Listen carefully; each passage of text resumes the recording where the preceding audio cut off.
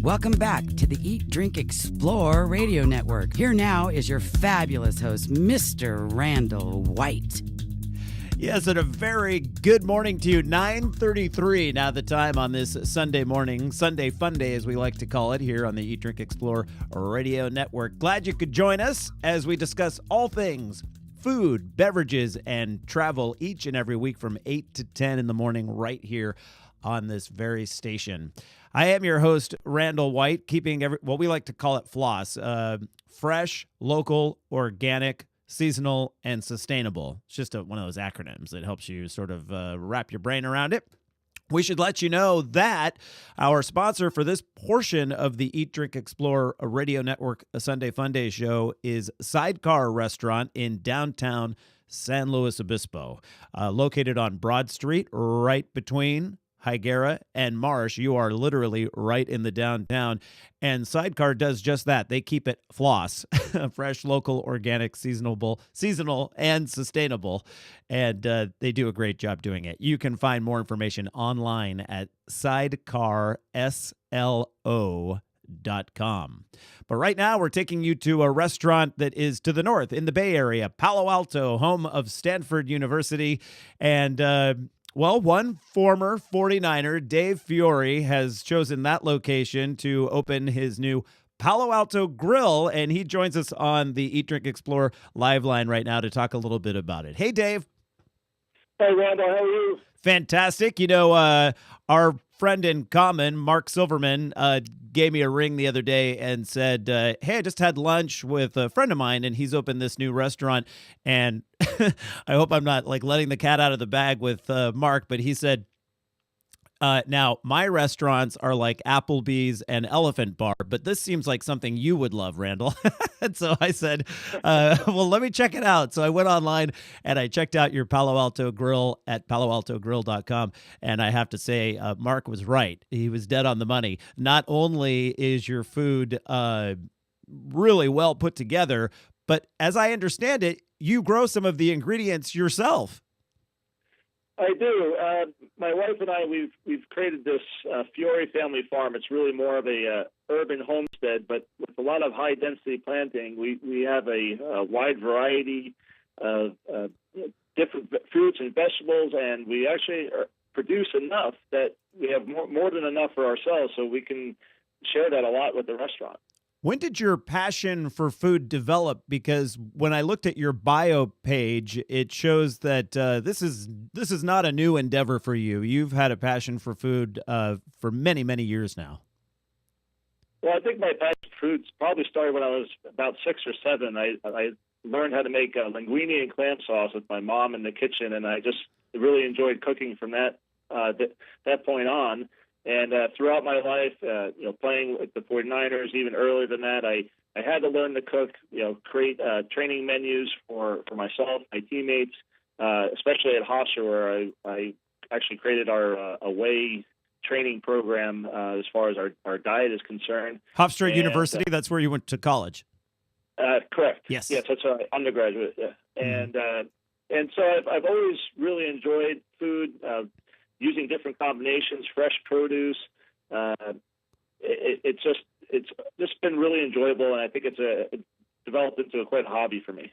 Yeah, that is evident by looking at this. How much say do you have in what goes on the menu? I have a little bit of say. Honestly, Ryan Shelton, he is a tremendous chef. He's a 2 Michelin star chef, so I really try to leave a lot of the creativity up to him. I have the best part of making decisions on the menu. I get to taste what he makes every day, and so it's very rare that I would have any objections to whatever he makes. It's just so delicious. Now, the restaurant business, anyone can tell you, and I worked in restaurants for many years. It's not easy, but it always sounds like fun. Oh, I'd love to have a restaurant, but it can be really challenging and take up a lot of time. How are you finding it so far? You're 5 months in? Yeah, we're about 5 months in. It is a lot of fun. I mean, there's definitely times that are difficult, but it's honestly, I relate it to raising a child. You really have to be involved and be on top of things all the time. But at the end of the day, you would you would never want to turn back time and not do it. Yeah, the payoff is right there for you. Absolutely. You get the people you get to meet, the food you get to enjoy.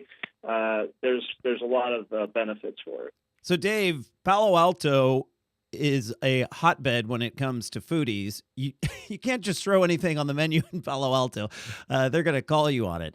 And so I imagine that had to play in, developing the menu and that sort of thing. Oh, absolutely. Palo Altans definitely want you to earn your stripes, if you will. And that's why we have a pretty diverse menu. We're very eclectic. Ryan does a number of different preparations.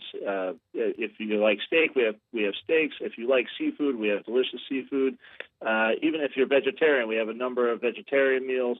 We try to provide as much as we can for a very large audience and provide a great experience for when they come in the restaurant. Is it a challenge to keep things seasonal? Because when I talk to some of the different restaurant owners that I know, the easy way to go about it is just to order things from the local food purveyor.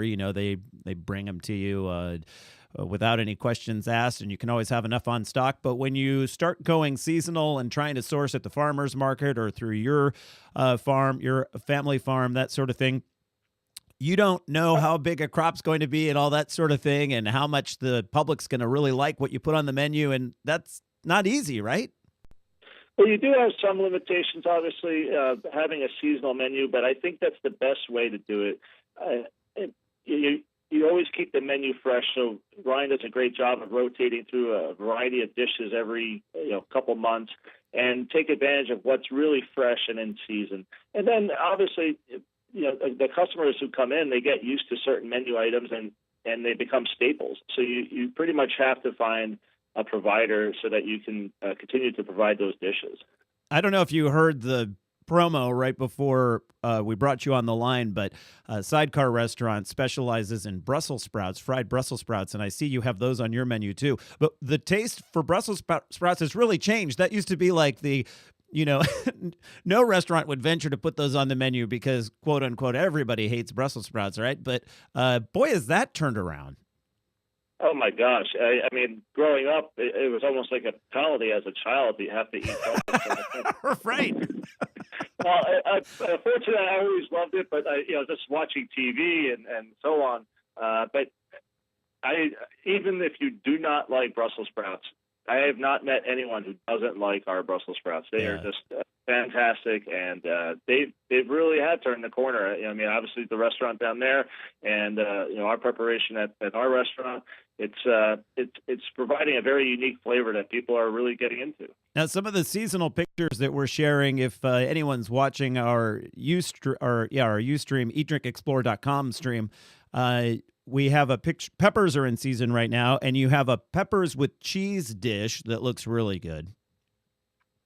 Oh yes, it's always nice to create new combinations, especially with what's seasonal. And the peppers are just so delicious right now that you have to really share those and enjoy them. And then who doesn't like cheese?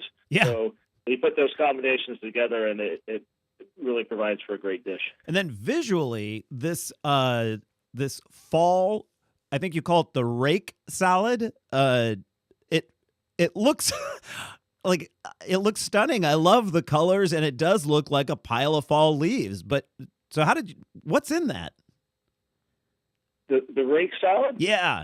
There's a number of different leafy greens, and then you add a little bit of pomegranate, butternut, and pear, just to add a couple different textures and sweetness, and it really ends up being a delicious salad. That's just a piece of art, looking at this. It's absolutely gorgeous. So, Dave, have you had any of your former teammates come in and eat there yet? I've had a number of former teammates come in. I don't know if I should share it on the radio here. All right. I'll get calls later in the day, probably. Yeah, why'd you say anything? Right. But I have had a lot of support, and I'm very fortunate about that. I have a great relationship with the 49ers and a lot of the alumni, because I am involved with the NFL alumni, up and down the peninsula here. Yeah. And so we have as former teammates, we tend to support each other, and I'm really fortunate that a lot of them come in to support me in the restaurant. Are you excited about the new stadium? I imagine when games finish up there, people could just drive up to Palo Alto and have dinner afterwards. That would be great. I am definitely looking forward to the stadium. I almost make a point of driving by there every day just to see the enormous changes that are going on almost daily. With the construction and all the different ideas that you're hearing, and how they're becoming so efficient and green, and being one of the first LEED certified stadium. I mean, right. I have to think that the 49ers and Santa Clara and California in general are going to be very proud of the stadium. I think that's fantastic. Now, you were with the 49ers for 5 seasons or 6 seasons?